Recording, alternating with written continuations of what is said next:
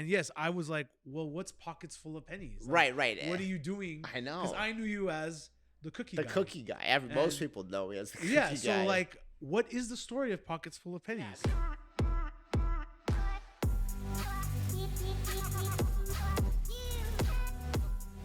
I made retirement at that age good. Like I made not doing things good. Like you said, I like that. Like I actually had a good routine where like I didn't have to do anything. You know, like I didn't, you know, because some people would go stir crazy. When you're the only one there, right? Right. It's harder. I want to sell my business when you sell your business, so then we could hang out. Right. But when like you're at work all day, like who am I supposed to go play golf with? Sure. You know, it's like Let's sell Edward Avedi so we could play golf. You know what I'm saying? I love this idea. You know what I mean? Anyone interested to buy Edward Avedi's? I do have a number in mind that I would take. It's like all my friends are like, you know, I go surfing in the morning, right? And they all got to go to work. Like, am I just going to sit in the ocean by myself? Like, I'm slowly working. And then, you know, there's that gap between like 11 a.m. and like 2 p.m. where it's like. You're bored. You're like watching like, what's that show? Like Jerry Springer. And you're like. When I used to watch Jerry Springer, I'd be depressed. I'd be like, it was like I was 21 and I'm like, where's my life going? What am I doing? I took a crazy trip. I went away for 6 weeks. We went to Japan, Tokyo, Hong Kong. I mean, we just traveled like crazy. But yeah, it was like, you know, it's like, how long can you do all that stuff before you're just like something else? Okay.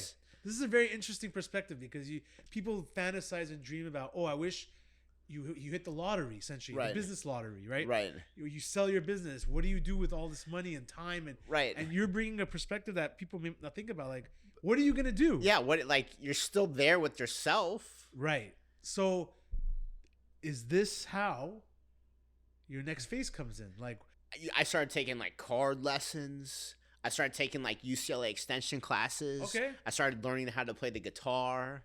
You know, I mean, you start like. This is like the dream life. You start doing things that like, you know, you this. start being creative, right? Like, sure. You know, and plus I'm watching my firstborn, like, you know, learn how to walk and talk, and I'm hanging out at mommy and me classes and doing all this stuff. So that's a privilege. Oh yeah, a lot of dads don't get that experience. No, I'm with him like every day. That's awesome. Which is amazing. So you start doing that stuff. Okay. And that's where it is. That's where you find like, this isn't a job. This is like a passion. I want to create something from nothing, basically. Right? Right. Like, so what is that going to be? So I took an art class. Okay. One of my hobbies that I want to get into is art. Okay. I took an art class through an extension program in Pasadena Art Center or something like that. That's the school that rejected me. Oh, they did. And they rejected me too, by the way.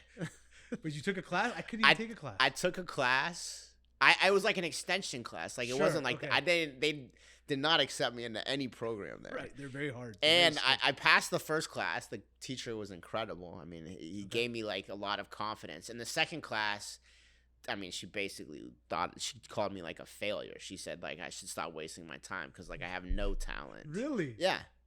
Yeah. That's pretty harsh. I mean, yeah, she was brutal. She goes, "You think I'm harsh? Wait till you get out in the real world." I mean, okay. I'm like, what, lady? Come on, what? Like, this is it, right? So I started like, I said, okay, forget her. Like, I'm not gonna do her. I'm not gonna like take her advice, but I'll take the first guy's advice. And so I had to put together like these portfolios, like these designs, and I just started showing people like.